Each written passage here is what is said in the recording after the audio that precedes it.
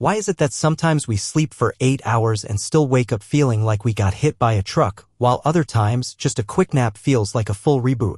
Why does your brain randomly decide 3 a.m. is the perfect time to relive every embarrassing moment from middle school? And more importantly, why does sleep, the most basic thing we do, feel like such a complicated mystery? So let's break it down.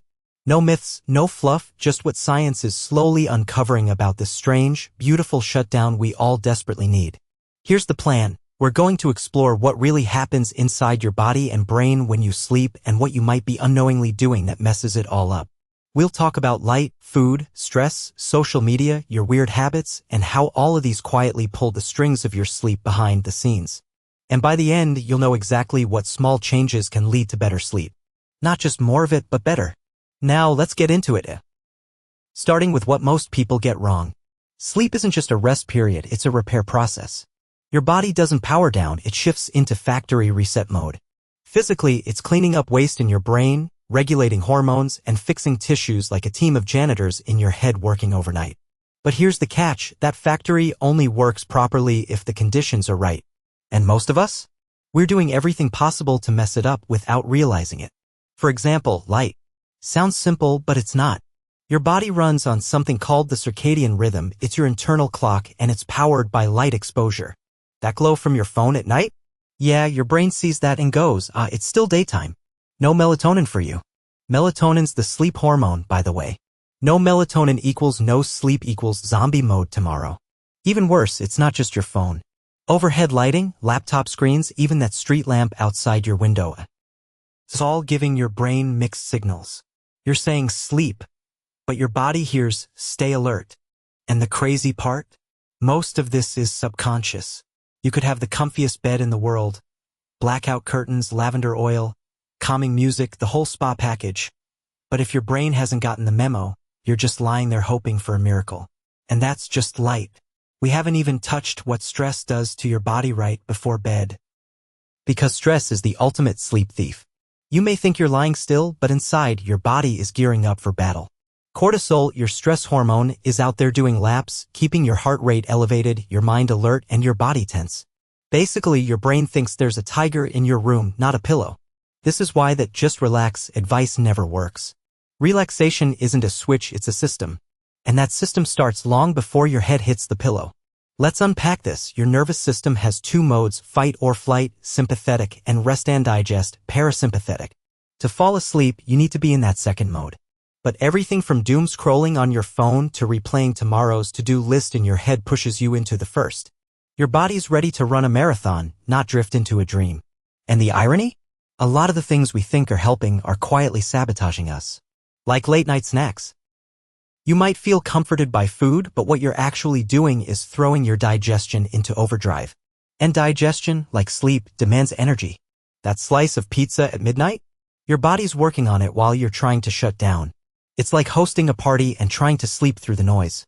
Then there's the social layer, the guilt, the FOMO, the expectation to always be on. Sleep becomes this annoying interruption instead of something sacred. You'll hear people brag about surviving on 4 hours like it's a badge of honor. But what if that's not resilience? What if that's just chronic self-sabotage with good branding? And let's talk habits. Tiny rituals you do without even realizing it, checking one last notification, replaying an argument, watching just one more video, these stack up into a mental environment that is anything but restful. Sleep doesn't just happen. It's built. Every small cue you send your brain, every behavior, every signal.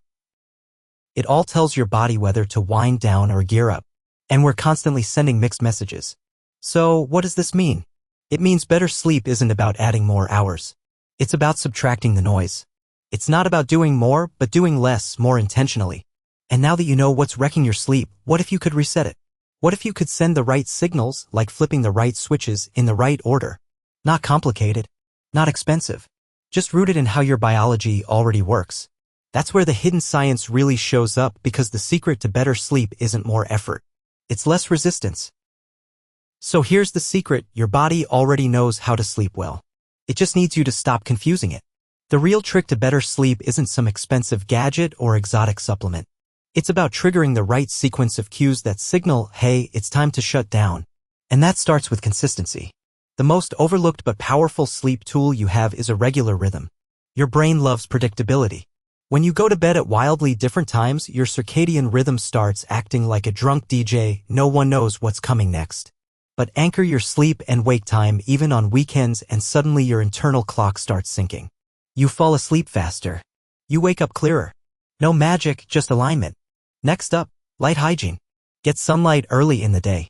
Natural light in the morning is like pressing the reset button on your brain. It says, okay, we're starting the day now, which means it can schedule melatonin for later. And at night, dim things down.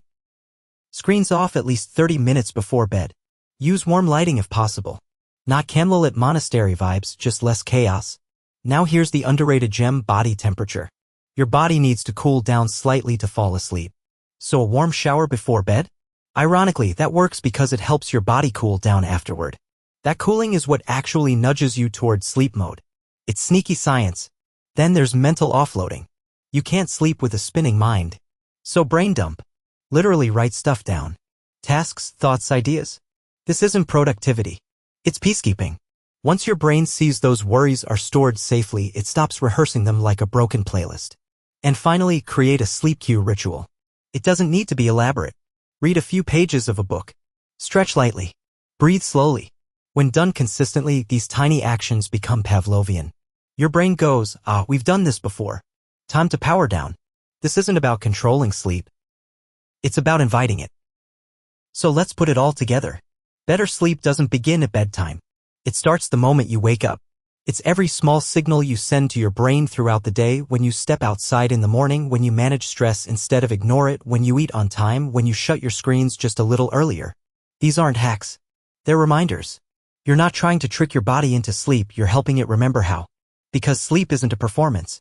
It's not a badge or a chore or a thing to fix. It's a conversation between your body and your brain. And the more noise you cut out, the clearer that conversation becomes. Remember those questions we asked earlier? Why does 8 hours sometimes feel like nothing? Why does a nap hit harder than a full night? Why does your brain hold a TED Talk at 3 a.m.? Here's the answer: it's not about the length of sleep, it's the quality. And quality comes from rhythm, not effort. From alignment, not obsession. We've been told to treat sleep like something to conquer. But the truth? You don't win at sleep. You surrender to it. And that surrender gets easier when your body knows it's safe, your brain knows it's time, and your habits stop getting in the way. And maybe that's the real hidden science: sleep doesn't need to be hacked. It needs to be respected. So tonight, when you wind down, don't ask yourself, how do I fall asleep faster? Ask instead, what signals am I sending? Because your body is listening always. And who knows, maybe tomorrow you won't wake up wondering what went wrong. You'll just wake up rested.